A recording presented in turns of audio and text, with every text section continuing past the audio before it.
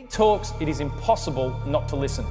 My name is Sinek, and I have a clear vision of what I want to build in this world. I imagine a world in which the vast majority of people wake up every single morning, inspired to go to work, feel safe when they're there, and return home fulfilled at the end of the day. I promise you, our guests will help you acquire the behaviors and thought patterns you need to be successful in anything that you're trying to accomplish. I have yet to give a speech or have a meeting where somebody doesn't ask me the millennial question. What's the millennial question? Apparently millennials as a generation, which is a group of people who were born approximately 1984 and after, are tough to manage. And they're accused of being entitled and narcissistic, and self-interested, unfocused, lazy. But entitled is the big one. And because they confound leadership so much, what's happening is leaders are asking the millennials, what do you want? And millennials are saying, we want to work in a place with purpose, love that. We want to make an impact, you know, whatever that means. We want free food and beanbags. And so somebody articulates some sort of purpose, there's lots of free food and there's beanbags, and yet for some reason they're still not happy. And that's because they're missing, there's a missing piece. What I've learned is that I can break it down into four pieces, right? There are four things, four characteristics. One is parenting, the other one is technology, the third is impatience, and the fourth is environment. The generation that we call the millennials, too many of them grew up subject to, not my words, failed parenting strategies, you know? Where, for example, they were told that they were special all the time. They were told that they could have anything they want in life, just because they want it, right? They were told, some of them got into honors classes, not because they deserved it, but because their parents complained. And some of them got A's, not because they earned them, but because the teachers didn't want to deal with the parents. Some kids got participation medals. You got a medal for coming in last, right? Which the science we know is pretty clear, which is it devalues the medal and the reward for those who actually work hard. And it actually makes the person who comes in last feel embarrassed because they know they didn't deserve it. So it actually makes them feel worse, right? So you take this group of people and they graduate school and they get a job, and they're thrust into the real world, and in an instant they find out they're not special, their moms can't get them a promotion, that you get nothing for coming in last, and by the way, you can't just have it because you want it, right? And in an instant, their entire self-image is shattered. And so you have an entire generation that's growing up with lower self-esteem than previous generations. The other problem, to compound it, is we're growing up in a Facebook, Instagram world. In other words, we're good at putting filters on things. We're good at showing people that life is amazing even though I'm depressed, right? And so everybody sounds tough, and everybody sounds like they got it all figured out. And the reality is there's very little toughness, and most people don't have it figured out. And so when the more senior people say, well, what should we do? They sound like, this is what you gotta do. And they have no clue, right? So you have an entire generation growing up with lower self-esteem than previous generations, right? Through no fault of their own, right? They were dealt a bad hand, right? Now let's add in technology. We know that engagement with social media and our cell phones releases a chemical called dopamine. That's why when you get a text, it feels good, right? So, you know, we've all had it where you're feeling a little bit down or feeling a bit lonely, and so you send out 10 texts to 10 friends, you know, hi, hi, hi, hi, hi, because it feels good when you get a response, right? Right? It's why we count the likes, it's why we go back 10 times to see if my Instagram is growing slower, did I do something wrong? Do they not like me anymore, right? The trauma for young kids to be unfriended, right? Because we know when you get a hit of dopamine, which feels good. It's why we like it, it's why we keep going back to it. Dopamine is the exact same chemical that makes us feel good when we smoke, when we drink, and when we gamble. In other words, it's highly, highly addictive, right? We have age restrictions on smoking, gambling, and alcohol, and we have no age restrictions on social media and cell phones, which is the equivalent of opening up the liquor cabinet and saying to our teenagers, hey, by the way, this adolescence thing, if it gets you down, But that's basically what's happening. That's basically what's happening, right? That's basically what happened. You have an entire generation that has access to an addictive, numbing chemical called dopamine through social media and cell phones as they're going through the high stress of adolescence. Why is this important? Almost every alcoholic discovered alcohol when they were teenagers. When we're very, very young, the only approval we need is the approval of our parents. And as we go through adolescence, we make this transition where we now need the approval of our peers. Very frustrating for our parents, very important for us. It allows us to acculturate outside of our immediate families into the broader tribe, right? It's a highly, highly stressful and anxious period of our lives, and we're supposed to learn to rely on our friends. Some people, quite by accident, discover alcohol and numbing effects of dopamine to help them cope with the stresses and anxieties of adolescence. Unfortunately, that becomes hardwired in their brains, and for the rest of their lives, when they suffer significant stress, they will not turn to a person, they will turn to the bottle. Social stress, financial stress, career stress, that's pretty much the primary reasons why an alcoholic drinks, right? What's happening is because we're allowing unfettered access to these dopamine-producing devices and media, basically it's becoming hardwired, and what we're seeing is as they grow older, too many kids don't know how to form deep, meaningful relationships. Their words, not mine. They will admit that many of their friendships are superficial.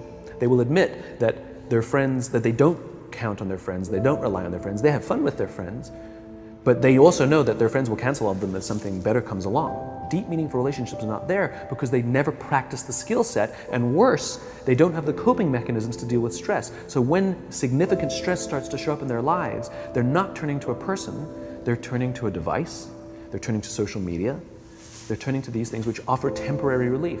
We know, the science is clear, we know that people who spend more time on Facebook suffer higher rates of depression than people who spend less time on Facebook, right? These things balanced. Alcohol is not bad, too much alcohol is bad. Gambling is fun, too much gambling is dangerous, right? There's nothing wrong with social media and cell phones. It's the imbalance, right? If you're sitting at dinner with your friends and you're texting somebody who's not there, that's a problem. That's an addiction. If you're sitting in a meeting with people you're supposed to be listening to and speaking, and you put your phone on the table, face up or face down, I don't care, that sends a subconscious message to the room that you're just not that important to me right now, right? That's what happens. And the fact that you cannot put it away is because you are addicted, right? If you wake up and you check your phone before you say good morning to your girlfriend, boyfriend, or spouse, you have an addiction. And like all addiction, in time, it'll destroy relationships, it'll cost time, and it'll cost money, and it'll make your life worse, right? So you have a generation growing up with lower self-esteem that doesn't have the coping mechanisms to deal with stress, right? Now you add in the sense of impatience, right? They've grown up in a world of instant gratification. You want to buy something, you go on Amazon, it arrives the next day.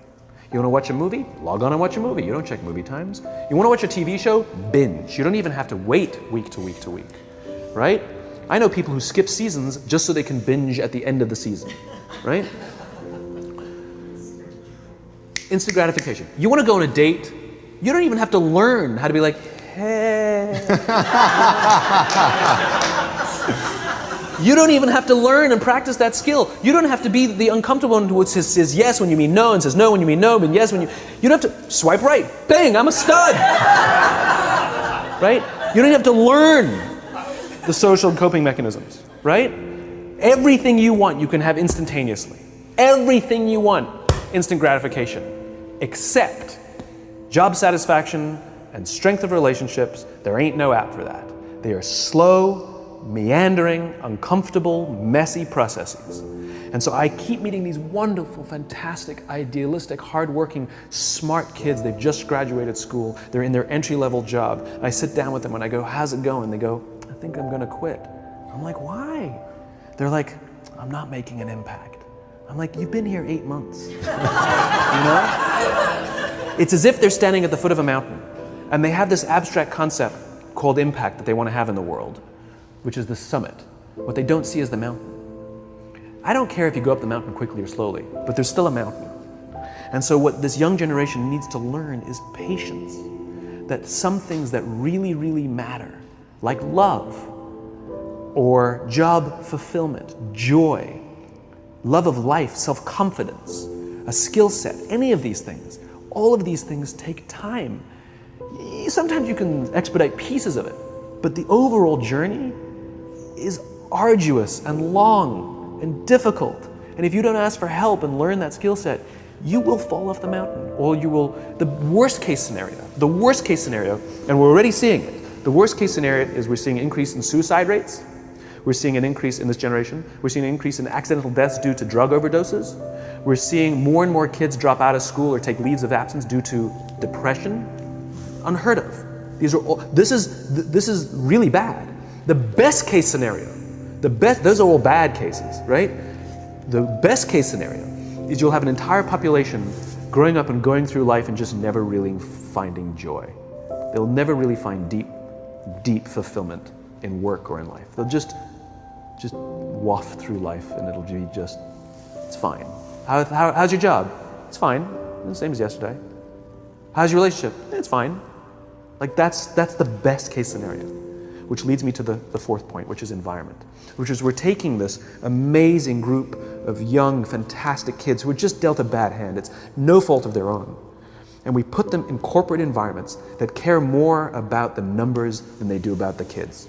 They care more about the short-term gains than the long-term life of this young human being. We care more about the year than the lifetime, right? And so we are putting them in corporate environments that aren't helping them build their confidence, that aren't helping them learn the skills of cooperation, that aren't helping them overcome the challenges of a digital world and finding more balance, that isn't helping them overcome the need to have instant gratification and teach them the joys and impact and the fulfillment you get from working hard on something for a long time that cannot be done in a month or even in a year. And so we're thrusting to them in corporate environments, and the worst part about it is they think it's them. They blame themselves. They think it's them who can't deal. And so it makes it all worse. It's not. I'm here to tell them it's not them. It's the corporations, it's the corporate environments, it's the total lack of good leadership in our world today that is making them feel the way they do. They were dealt a bad hand, and I hate to say it, but it's the company's responsibility. Sucks to be you, like we have no choice, right? This is what we got, and I wish that society and their parents did a better job. They didn't. So we're getting them in our companies, and we now have to pick up the slack. We have to work extra hard to figure out the ways that we build their confidence. We have to work extra hard to find ways to teach them the social skills that they're missing out on. There should be no cell phones in conference rooms. None. Zero. And I don't mean the kind of like sitting outside waiting to text. I mean like when you're sitting and waiting for a meeting to start, this is what we all do. We all sit here and wait for the meeting to start. Meeting starting? Okay. And we start the meeting. No, that's not how relationships are formed. Remember we talked about it's the little things?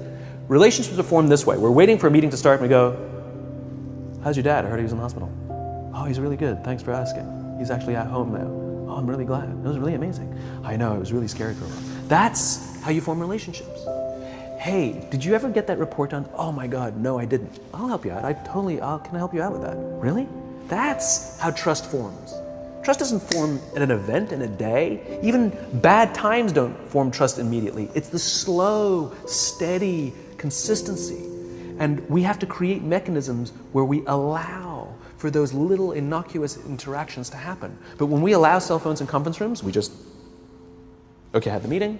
And then my favorite is like when there's a cell phone there and you go like this, you go. It rings and you go. I'm not gonna answer that. Like, Mr. Magnanimous, you know? When you're out for dinner with your friends, like I do this with my friends. When we're going out for dinner and we're leaving together, we'll leave our cell phones at home. Who are we calling? Maybe one of us will bring the phone in case we need to call an Uber or take a picture of our meal. That's what I was saying, come on. I'm an idealist, but I'm not insane. You know? At a heathen. I mean, it looked really good. We'll take one phone. And so it's like an alcoholic. The reason you take the alcohol out of the house is because we cannot trust our willpower. We're just not strong enough. But when you remove the temptation, it actually makes it a lot easier. And so when you just say, don't check your phone, people literally will go like this. And somebody will go to the bathroom, and what's the first thing we do? Because I wouldn't want to look around the restaurant for a minute and a half, you know? But if you don't have the phone, you just kind of enjoy the world. And that's where ideas happen. The constant engagement is not where you have innovation and ideas. Ideas happen when our minds wander and we go, and you see something, I bet they could do that. That's called innovation, right? But we're taking away all those little moments, right?